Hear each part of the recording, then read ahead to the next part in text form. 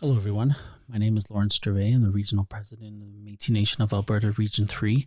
I just want to take this opportunity to thank everybody for their commitment to our community and ensuring there's a safe protocol, especially in terms of our global pandemic that we're moving through right now. And I wish safety for everybody out there. First of all, I want to talk about our youth mentoring program. It's we meet weekly at our office every Thursday, and it's nice to do. Our numbers are consistent, and we're getting expressions of interest from other Métis youth and looking for more cultural exposure. In conjunction with our standard youth mentoring, we started a crossover program where the youth would play seniors in a crib tournament. We've had larger beating sessions, and we're planning more warm weather activities as we go along, especially with the pandemic and where we're at now. Given the circumstances, I believe we're doing a great job with our youth. We've not had a slip in numbers and still contact about 1 to 2 times a week. So that's with our youth program. Our Pekiskawin Michif language program has been progressing quite substantially over this past year, and the Métis Mobituan journey is a game that it's a Monopoly style game, and it represents the Métis during the fur trade and includes different forts from across Canada, our traditional folklore, ancestors, etc. The box inside itself contains a wooden replica of a Métis cabin. This is a great learning tool. It'll also be linked on our page on our website to continue the learning. The thumball game that we developed with the Michif language program there are 6 balls in total in the package. 1 deals with weather, 1 is family, 1 is animals, and the other 3 are random questions and words all in Michif. And the trading route game is an interactive game that we do, and it's to be played with a computer and a whiteboard, and it is now complete. So we've had a thumball game plus a trading route game as well as a Monopoly style looking fur trade game. The fur trade game is based on a scavenger hunt idea for a younger age group, and that should be finished shortly. So that's another game that we're doing with the Michif language. And we're going to be issuing out a Michif Cree app in the next few months, which was developed over the last year. It has all the recordings complete. This time it'll only be available on Apple products until we can secure more funding to build on that. We'll also be making 100 CDs and 100 USBs with the same translations for those who don't have access for the app. Mike Parks, who's the developer, is adding the English words to recordings for this also. So that's the Michif language program. Our New Horizons report, it's our seniors program. 2019 has been a busy year so far with regards to working with our seniors. We continue to host our seniors luncheons every second Friday and all alternative Fridays. Isla, who's our coordinator, coordinates the crib tournaments, which are held at Métis Calgary Family Services on the second Friday. And we've taken on the responsibility of coordinating the seniors coordinator of the New Horizons program. And we initialized a new program called Keeping Our Seniors Safe this year. This has been well attended. It's received a lot of positive feedback to date. We do about 2 presentations a month with cover topics for our seniors' well-being and daily struggles such as mental health, nutrition, safety, fraud, financial issues. So we bring in a lot of guests to actually do workshops with our seniors. Consisting of Dave Smith, he's a dietitian from Alberta Health Services who deals with Indigenous health. We've had Dr. Pamela Roach from the University of Calgary to talk about Alzheimer and dementia, which was another great workshop. And we've had Anita Michelle. She's a Métis lady from Alberta Health Services, who's also a family counselor and she spoke to the participants about loss and grief. So we've had great turnout for all those sessions, which has been fantastic, and we'll continue on moving to keep our seniors safe. It's important. We operate a campground in Tail Creek. It's about 60 kilometers east of Red Deer. The Métis Nation of Alberta currently owns the property, and Métis Nation of Alberta Region 3 operates the campground. Since the region acquired what is now Tail Creek from Stettler in 2007, it has the goal of further developing the facilities and the tourism potential of the historic Métis property, which was part of a Métis Hivernet village of about 400 cabins and about 2,000 people that lived there in the 1870s. We prepared a tourism development strategy for the park. The region was able to leverage funding to prepare a campground expansion business plan in conjunction with Stantec, their design narrative.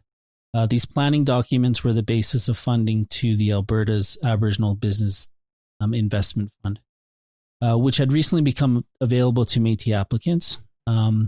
It was formally restricted to First Nations, but we definitely were key in getting that grant. We secured development, conduct a site development expansion plan to further support the application. Recent developments, we were successful in getting a grant of $748,000 to a maximum of $750,000 for further development of Tail Creek Park. The funding is in three key elements. We have a new facility money support at about $490,000. Campsite development, which is $150,000, as well as a shower house renovation, which is about $100,000, totaling $740,000. Our current status, the multi-purpose building, which is made up of three separate but connected custom design manufactured buildings that will go on the property, so that's three total. A manager's residence, which is 960 square feet.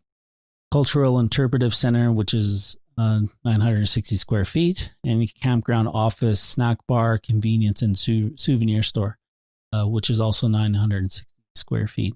So these are prefabricated manufactured homes that will be delivered to site, and we'll place them there.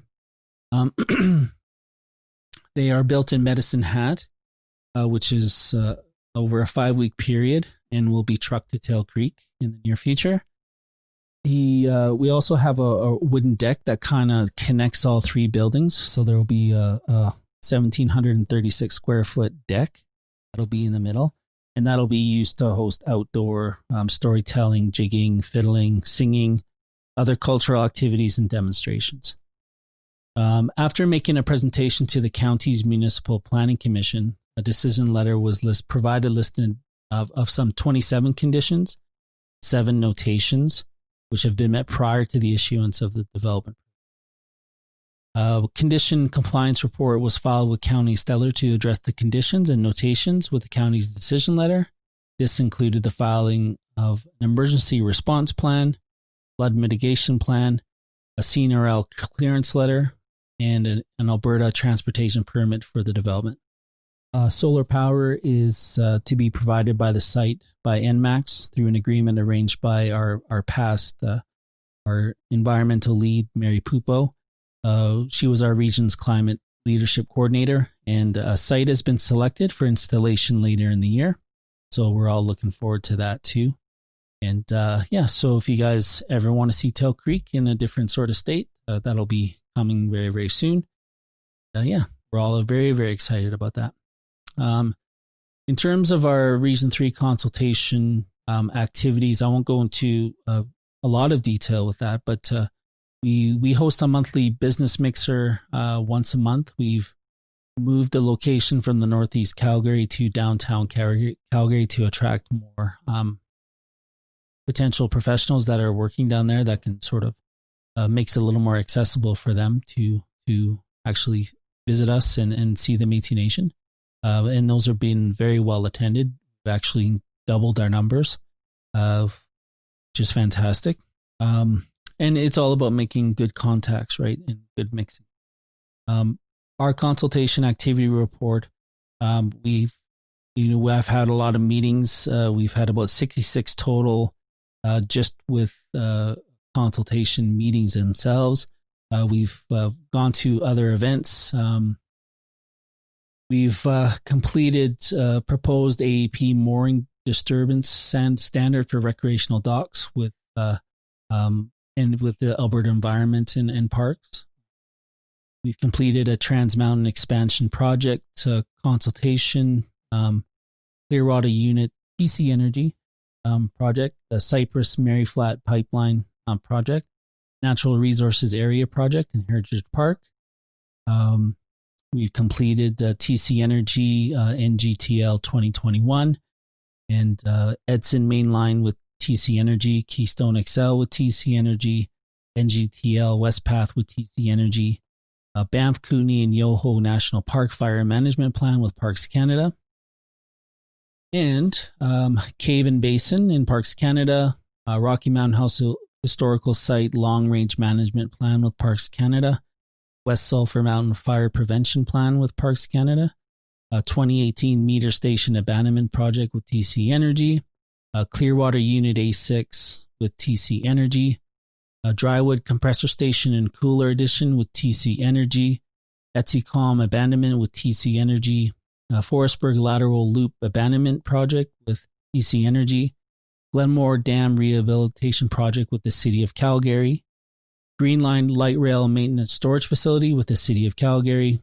Exshaw Flood Mitigation Project with Bighorn, number 8, so the county, Bragg Creek Flood Mitigation Project with Rocky View County, Cemetery Project with the City of Red Deer, Cougar Creek Debris Flood Retention Structure, the Town of Canmore, Acadia Pipelines Abandonment Project with Alberta Gas, Central East Transfer Out Project with Alberta Link, and Forestry Management Plan Spray Lick Sawmill, and one more, Bighorn Resignation with Alberta Parks.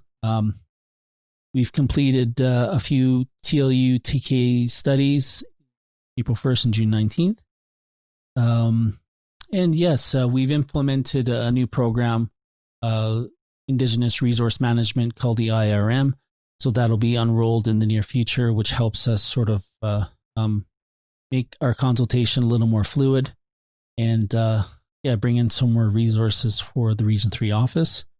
And we've established a few partnerships. We've maintained a few partnerships, and that includes TC Energy. Our Keystone, we've implemented a new agreement with Backwoods Energy, as well as new ways to encourage more engagement in terms of our economic development piece. So having consultation and economic development move side by side in a much fluid area for the region. So that's pretty much it for an update for Region 3. I know that we've sat through at least 15 minutes, and I want to thank everybody for all their hard work and our dedicated staff, our employees, and all those community members keeping us safe during this time. And hopefully it'd be nice to do this in person one day and meet and greet everybody. But this is the state we're in, and I'd like to thank everybody for having me today. Thanks. Bye. Hi, I'm Judy, Gentes, Region 3's Vice President, and I'm happy to be here today to give an update on the last year in Region 3. I had a chance to go to Indigenous Advisory Monitoring Committee, IAMC, Line 3 course on monitoring with the NEB, which is now called CEB, Canadian Energy Board. It is our nation's responsibility to speak up and let them hear what we have to say and how we want to protect our Métis heritage. Our IM, Indigenous Monitor, for Region 3 is Kirk Portra. It is up to our IM to ensure that our nation will be working alongside the companies to come and to create a lasting relationship with the CEB and other members of the oil companies. Indigenous Alberta Tourism Conference. Very interesting on what the leadership were teaching. Questions we should ask ourselves about where we want to see our business grow, which is Tail Creek Campground. What do we want for it? What can we draw in the people more? Is there activities for campers to do? Have we got drinking water, bathrooms? So what is available there to draw the people in? What are the values of the community supports? What makes this area different? What are we advertising? What makes our campground interesting? These kind of questions is what we should be asking ourselves.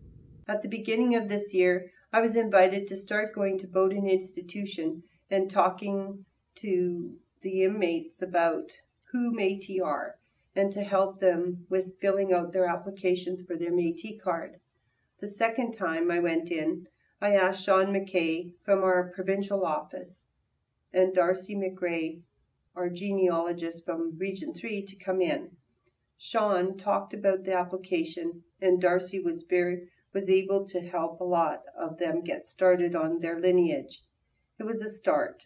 There are quite a few of our people in institutions, which is sad.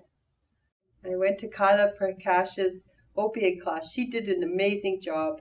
It really opens your eyes when you hear what are included in opiates. I was at the mental health conference, and that was really interesting.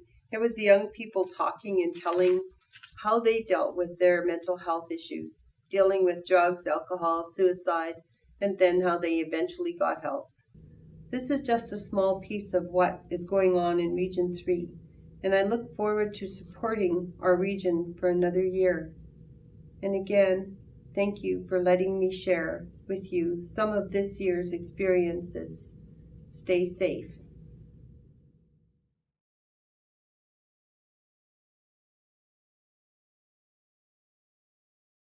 On behalf of the Métis Nation of Alberta, we'd like to recognize Quinton Folson with the Certificate of Regional Recognition for his work at Local 87. All the windows, doors installation, flag poles, as well as the artwork. We'd like to thank him for his contribution to Region 3. Thank you very much.